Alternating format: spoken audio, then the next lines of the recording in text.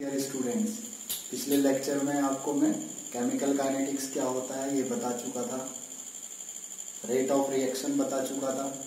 Rate of reaction mathematically कैसे निकालते हैं वो बता चुका था। ठीक है, तो आज हम नया टॉपिक सीखेंगे, अभिक्रिया वेग को व्यक्त करने के तरीके। Means in how many ways you can represent the reaction rate. ठीक है, तो रेट ऑफ रिएक्शन को हम तीन तरह से रिप्रेजेंट कर सकते हैं। Number 1 average rate, number 2 instantaneous rate और नंबर 3 इनिशियल रेट। तो हमें देखना है कि इन तीनों में फर्क क्या होता है, कब हम कौन सा रेट निकालेंगे, हमें पता कैसे चलेगा। तो सबसे पहले चलते हैं एवरेज रेट की तरफ। एवरेज रेट का जो कंसेप्ट आता है किसी रिएक्शन में, वो तब आता है जब जो समय हमें दिया गया हो, समय जो हमें दिया गया हो वो कैसा हो, परिमित हो। परिमित मीन्स फाइनाइट। ठीक है, फॉर एग्जाम्पल एक रिएक्शन चल रही है जो 0 सेकेंड से स्टार्ट हुई और चली कितने सेकेंड तक, 10 सेकेंड तक। इसके बीच का आपको पूछ रहा है कि आप क्या बताओ, रेट बताओ। तो हम उस टाइम पर औसत दर निकालेंगे, यानी जो टाइम इंटरवल हो, यानी जो समय अंतराल हो, वो आप काउंट कर सके। ठीक है, इतना हो कि उसको काउंट इजीली किया जा सके। स्मॉल टाइम इंटरवल हो लेकिन इतना भी स्मॉल ना हो कि काउंट ही ना हो सके। तो ऐसा समय अंतराल हो जिसको आप काउंट कर सको। ठीक है, तो एवरेज रेट कब निकालना होता है, जब दो समय के बीच में हमें दर पूछी गई हो लेकिन वो जो समय गैप हो वो कैसा हो, फाइनाइट हो। ठीक है, इसको रिप्रेजेंट कैसे करते हैं, तो इसको व्यक्त करने का जो तरीका है वो क्या है, delta, change in concentration upon change in time, जो कि बेसिक मैंने आपको पहले ही बता रखा है कि रेट निकालने के लिए क्या करते हैं हम, सांद्रता परिवर्तन बटे समय परिवर्तन। पिछली बार भी बोला था, वो की पॉइंट रहेगा, उसको आप हमेशा याद रखेंगे। ठीक है, तो delta C by delta D, इससे हम इसे रिप्रेजेंट करते हैं। क्योंकि सी कंसंट्रेशन दिखाता है तो इसको हम लोग स्क्वायर ब्रैकेट में बंद कर देते हैं। ठीक है, तो ग्राफिकली इसको कैसे निकाला जाता है उसको देख लेते हैं। ठीक है, स्टार्टिंग में मैंने आपको बताया था किसी भी रिएक्शन में रिएक्टेंट तो लगातार घट रहा होता है और जो प्रोडक्ट है वो लगातार बढ़ रहा होता है। तो अगर ग्राफ दिखाएंगे तो कैसे दिखाएंगे वो देख लो आप एक बार। फिलहाल रिएक्टेंट का दिखा देते हैं। ठीक है, तो रिएक्टेंट का दिखा रहे हैं तो किस किस के बीच दिखाना होगा, कंसंट्रेशन और टाइम के बीच। ठीक है, माना ये टी है, एक्स एक्सिस में टाइम लिखा है और वाई एक्सिस में कंसंट्रेशन।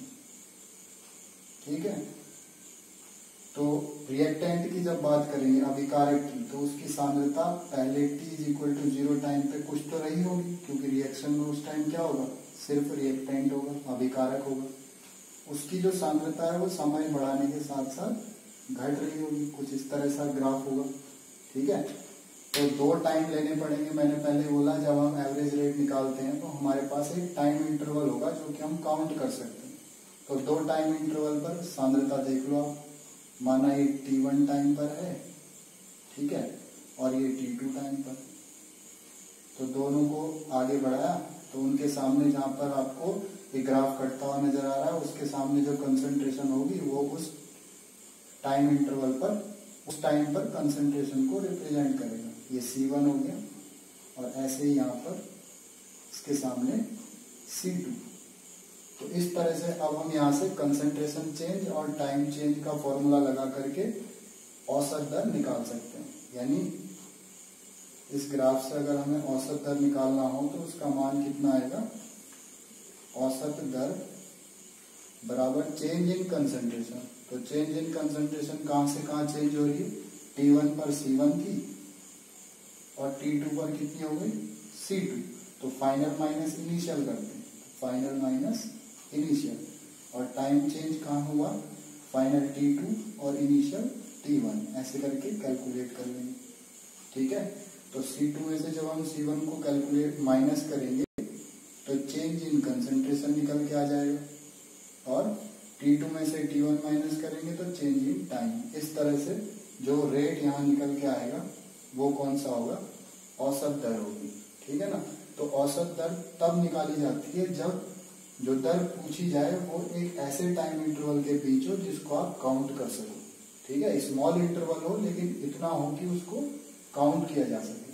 ठीक है, और निकालेंगे कैसे, change in concentration upon change in time, यानी फॉर्मूला वही रहेगा। ठीक है, इसमें एक चीज और ध्यान देनी है, मैंने जो ग्राफ दिखाया है वो किसके लिए दिखाया है, अभिकारक के लिए दिखाया है। अभिकारक, तो अभिकारक क्या होता है, जो अभिक्रिया में भाग लेता है। ठीक है ना, तो उसकी सांद्रता लगातार घटती रहती है। ठीक है, इसीलिए ग्राफ ऊपर से नीचे की ओर दिख रहा है आपको। ठीक है, तो मैंने कल भी बताया था कि अभिकारक के लिए जब भी हम दर निकालते हैं तो नेगेटिव आती है, इसलिए वहां पर हम एक पहले एक ऐसा साइन लेकर के चलते हैं, माइनस साइन लेके चलते हैं। आप देखो C2 का मान कम है ना, C1 का ज्यादा है, तो C2 में से C1 घटाएंगे यानी कम में से ज्यादा घटाएंगे तो नेगेटिव आएगा। उसको पॉजिटिव करने के लिए हम क्या लेके चलेंगे, नेगेटिव साइन लेके चलेंगे, लेकिन किस केस में, जब हम बात करेंगे अभिकारक की। ठीक है, अब चलते हैं एक नए वर्ड की तरफ, तात्क्षणिक दर यानी इंस्टेंटेनियस रेट। ठीक है, तो इंस्टेंटेनियस रेट, इंस्टेंट का मीनिंग क्या होता है, किसी पर्टिकुलर टाइम पर, फिक्स टाइम पर। ठीक है ना, टाइम गैप जहां पर बिल्कुल जीरो के बराबर हो, गैप ही ना हो। ठीक है, तो इसको लिख लेते हैं, तात्क्षणिक दर कब निकाली जाएगी, जब समय अंतराल, ठीक है, यानी टाइम इंटरवल, समय अंतराल क्या हो, समय अंतराल मीन्स दो टाइम के बीच चेंज, वो क्या हो, लगभग जीरो के बराबर है। ठीक है, डेल्टा टी मीन्स, इसको और डिटेल में लिख लेते हैं, डेल्टा टी मीन्स दो टाइम का डिफरेंस, T2 माइनस T1, वो कितना हो, लगभग जीरो के बराबर। ठीक है, इसको ग्राफ से देख लेते हैं। अगर पिछला वाला ही ग्राफ हमारे पास होता, इसी ग्राफ को लेकर के चलते हैं। ठीक है ना, यहाँ हमने कंसंट्रेशन दिखाई और यहाँ हमने टाइम दिखाया। ठीक, अभिकारक की बात कर रहे थे तो उसकी सांद्रता लगातार घटेगी, तो कुछ इस तरह का ग्राफ नॉर्मली देखने को मिलेगा। ठीक है, अभिकारक। तो इस स्थिति में अगर कहीं फिक्स टाइम पर, माना यहाँ पर पूछ दिया, इस टाइम पर इस ग्राफ से आप रेट निकाल के लाओ, किसी फिक्स टाइम पर जब भी पूछेगा तो उस समय जो रेट निकालेंगे वो तात्क्षणिक दर होगा या इंस्टेंटेनियस रेट होगा। तो उसे कैसे निकालते हैं, जिस पॉइंट पर पूछा, जिस टाइम पर पूछा आपसे, उस टाइम पर आप ग्राफ को आगे बढ़ाइए, जहां पर कट करता है ग्राफ को, उस पॉइंट पर जो ढाल आएगी, ठीक है, उस पॉइंट पर जो ढाल निकल के आएगी वही तात्क्षणिक दर का मान होगा। यानी तात्क्षणिक दर को व्यक्त कैसे करते हैं, पहले व्यक्त करने का तरीका देखो, जैसे यहाँ पर किया था delta C by delta T, यहाँ पर हम लोग क्या करते हैं, डी वर्ड आ जाता है। ठीक है, डिफरेंशिएशन, मैथ्स वाले बच्चे जानते हैं इसके बारे में। जब जो चेंज होता है इंटरवल के बीच में वो बहुत कम होता है तब हम डी यूज करते हैं, और जब चेंज दो के बीच में थोड़ा फाइनाइट होता है तो हम डेल्टा यूज करते हैं। तो पिछली बार बोला था मैंने, डेल्टा और डी में आपको मैं डिफरेंस बताऊंगा। ठीक है, तो डेल्टा तब यूज होता है जब टाइम इंटरवल फाइनाइट हो, यानी इंटरवल फाइनाइट हो, लेकिन डी तब यूज होता है जब इंटरवल बिल्कुल जीरो के बराबर हो या जीरो की तरफ जा रहा हो। ठीक है, इसको ऐसे भी बता सकते हैं कि जो dc बाई dt है वो कुछ भी नहीं, यही वाला है, delta C by delta t ही है। लेकिन इसमें एक कंडीशन लग गई कि ये तब है जब जो डेल्टा t की वैल्यू है वो कहाँ की तरफ जा रही हो, 10 to 0, 0 की तरफ जा रही है। ठीक है ना, तो मैंने इससे इसको रिलेट भी कर दिया। ठीक है, अब वैल्यू कैसे निकालते हैं वो मैंने आपको ग्राफ से बताया कि किसी फिक्स टाइम पर जब पूछेगा तो ग्राफ पर जिस पॉइंट पर आपको कट होता हुआ नजर आएगा वहां पर स्लोप निकाल देंगे, ठीक है ना। यानी ताक्षणिक दर का मान जो होता है वो ढाल के बराबर होता है, ठीक है, स्लोप के बराबर होता है। तो मैंने आपको दो तरह की दर बता दी, औसत दर और ताक्षणिक दर। औसत दर तब निकालेंगे जब टाइम इंटरवल फाइनाइट हो, ठीक है। ताक्षणिक दर का कंसेप्ट तब आएगा जब टाइम इंटरवल बिल्कुल 0 के बराबर हो, ठीक है ना। यानी किसी फिक्स टाइम पर आपसे क्या पूछा गया हो, रेट पूछा गया हो किसी रिएक्शन का, ठीक। तो एक नया वर्ड और है प्रारंभिक वेग या प्रारंभिक दर, ठीक है ना। ये वाला कंसेप्ट कब देखने को मिलता है, प्रारंभिक मतलब जब रिएक्शन क्या हो रही हो, स्टार्ट हो रही हो या स्टार्ट होने को, मतलब स्टार्टिंग पॉइंट पर। जैसे बाइक चलाता है कोई बंदा तो वो एक्सीलेटर प्रेस करता है, ठीक है ना, स्टार्टर दबा करके एक्सीलेटर को घुमाता है तो कुछ स्पीड तो उसकी होती है ना बाइक चलने से पहले। तो वही है कि रिएक्शन स्टार्ट होने से पहले जो दर होती है उसको हम लोग प्रारंभिक दर कहते हैं, ठीक है। तो इसका मीनिंग क्या हुआ, chemical reaction, chemical reaction start होते वक्त, केमिकल रिएक्शन स्टार्ट होते वक्त जो दर होती है, ठीक है, जो दर होती है उसी को हम लोग क्या बोलते हैं, प्रारंभिक दर कहते हैं। ऐसे तो समझ में आया नहीं होगा, तो थोड़ा और मैथमेटिकल इसको लेके चलते हैं।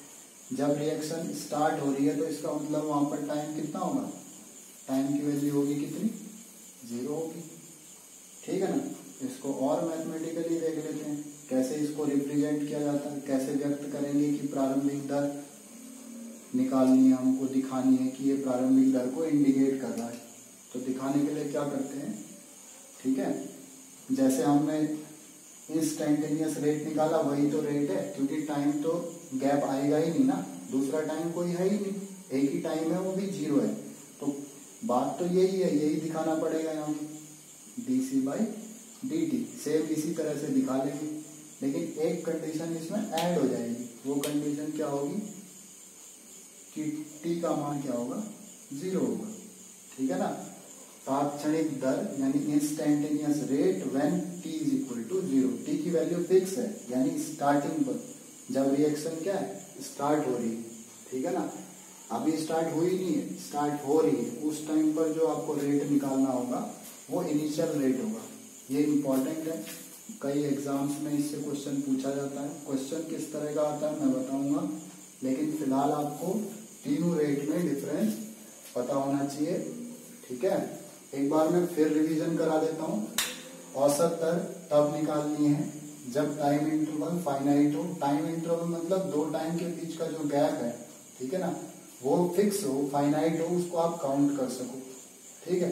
तो निकालेंगे कैसे, वो की रही, ठीक है ना, सांद्रता परिवर्तन बटे समय परिवर्तन, सांद्रता परिवर्तन बटे समय परिवर्तन।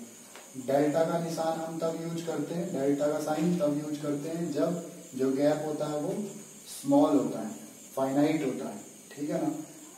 ताक्षणिक दर की बात करें तो किसी फिक्स टाइम पर अगर आपसे रेट पूछता है तो फिर हमने ये रेट निकाल के देना है। और ये रेट कैसे निकालते हैं, ठीक है, ग्राफ पर जिस पॉइंट पर ग्राफ आपका कट हो रहा है उस पॉइंट पर जो स्लोप होता है वो वैल्यू इंस्टेंटेनियस रेट की होती है, ठीक है। दिखाते कैसे हैं इसे, डी का इस्तेमाल करते हैं डिफरेंशिएशन का। डी का इस्तेमाल कब होता है, जब जो टाइम इंटरवल है या कोई भी गैप है इंटरवल वो कैसा हो, 0 के बराबर, ठीक है ना के बराबर, यानी किसी फिक्स जगह पर आपसे कोई रेट पूछ दे, ठीक है। थर्ड वाला जो रेट है प्रारंभिक दर या इनिशियल रेट, ये रेट कौन सा होता है, जब केमिकल रिएक्शन स्टार्ट हो रही हो, ठीक है, यानी टाइम t इक्वल टू 0 पर। अब बात इसमें और इसमें खास डिफरेंस नहीं है, इसमें भी किसी फिक्स टाइम पर था, इसमें भी किसी फिक्स टाइम पर है, बस फर्क ये है कि यहाँ पर जो टाइम है उसकी वैल्यू भी फिक्स है, यहाँ पर जो टाइम है वो वेरी कर सकता है, हमने यहाँ लिखा है, यहाँ भी लिखा सकते हैं, यहाँ भी किसी भी टाइम पर हो सकता है, ठीक है ना। लेकिन यहाँ पर फिक्स है कि टाइम जब 0 होगा, यानी जब केमिकल रिएक्शन स्टार्ट हो रही होगी, उस वक्त पर जो रेट होगा वो इनिशियल रेट होगा। कई कंपटीशन में इसके क्वेश्चन आता है, कैसे आता है मैं अगला भी क्वेश्चन करा के आपको दिखा रहा हूँ, ठीक है ना। तो इसको आप लोग नोट डाउन कर लीजिए। तो मैं अभी कराऊंगा आपको किसका, प्रारंभिक वेग का। तो पहले क्वेश्चन नोट डाउन कर लीजिए आप आराम से। क्या है क्वेश्चन, एक अभिकारक की सांद्रता निम्न प्रकार से परिभाषित है, ठीक है ना।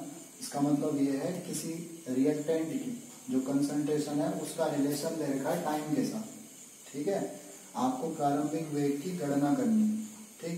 इसमें मैं कुछ चीजें बता ले रहा हूँ आपको, वो ध्यान दीजिए, उसके बाद हम कैलकुलेट कर लेंगे, ठीक है। पहले तो मैं रिवाइज करा देता हूँ प्रारंभिक वेग होता क्या है। तो प्रारंभिक वेग किसी रिएक्शन का वो वेग होता है जब रिएक्शन स्टार्ट ही नहीं हुई होती, यानी t=0 टाइम पर, ठीक है। एक चीज ये याद रखनी है। दूसरी चीज क्या याद रखनी है, इसको व्यक्त कैसे करते हैं, अगर वो आपको याद ना हो तो मैं आपका रिवीजन करा दे रहा हूँ। कैसे दिखाना है, d of c change in concentration upon change in time, और वो भी कब, जब t क्या हो, बिल्कुल 0 के इक्वल हो। तो अब हमें यहाँ से समझ में आता है कि पहले हमें डिफरेंशिएशन करना है, ठीक है ना, किसका, c वाले टर्म का, ठीक है, किसके रिस्पेक्ट में, t के रिस्पेक्ट में। तो डिफरेंशिएशन के हमें फॉर्मूले अभी याद नहीं होंगे, एक बार रिवाइज कर लेते हैं। कुछ बायो के भी स्टूडेंट्स यहाँ पर पढ़ रहे होंगे, तो एक बार रिवाइज करा देता हूँ जो यहाँ पर फॉर्मूले यूज होंगे, ठीक है। तो अगर हम किसी का डिफरेंशिएशन करते हैं विद रिस्पेक्ट टू टाइम, ठीक है ना,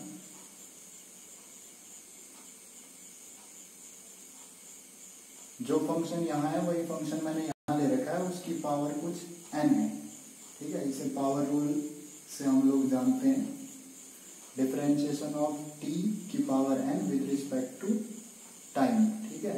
तो कुछ नहीं, सिंपल होता है, जो पावर है वो आगे आ जाती है, आगे आ गई, और जो फंक्शन है उसकी एक पावर कम हो जाती है, n-1, ठीक है। एक तो आपने ये याद रखना है।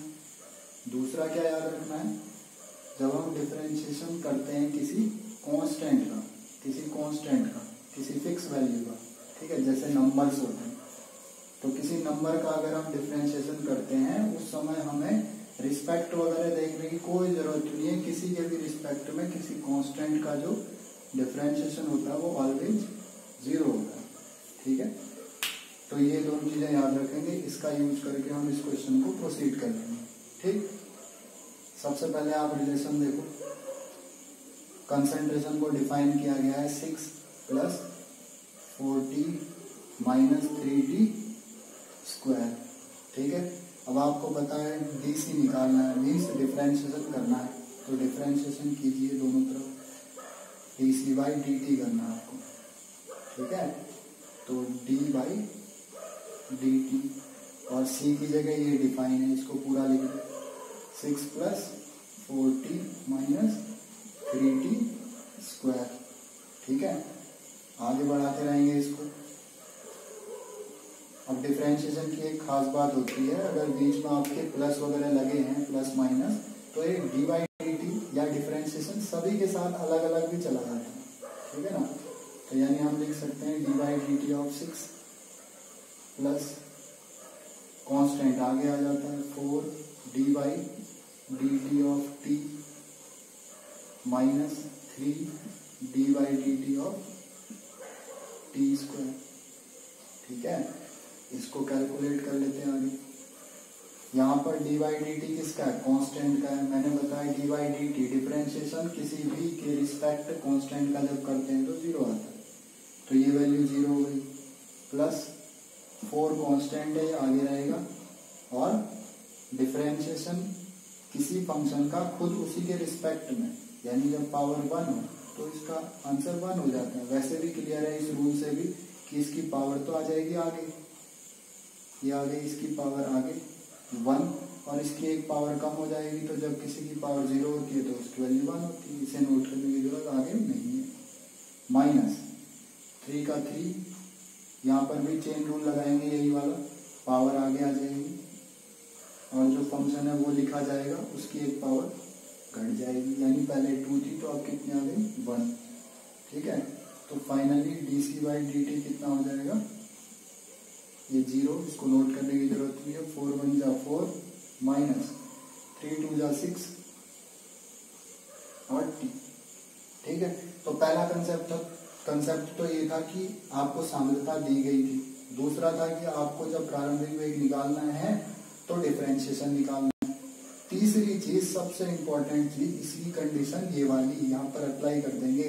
प्रारंभिक वेग का मतलब है d by dt of c, कब, जब t क्या हो, इक्वल टू 0 हो। तो इसको यहाँ पर पुट करेंगे 4 माइनस 6 इंटू 0, तो वैल्यू क्या आ जाएगी 4 माइनस 0 यानी इक्वल टू 4। ठीक है ना। और फिलहाल मात्रक क्या आएगा इसके बारे में आगे चर्चा करेंगे। फिलहाल लिख देते हैं, क्योंकि कंसंट्रेशन अपॉन टाइम है तो कंसंट्रेशन मोलर के टर्म्स में हम लोग लिखेंगे और जो टाइम है वो सेकेंड्स के फॉर्म में।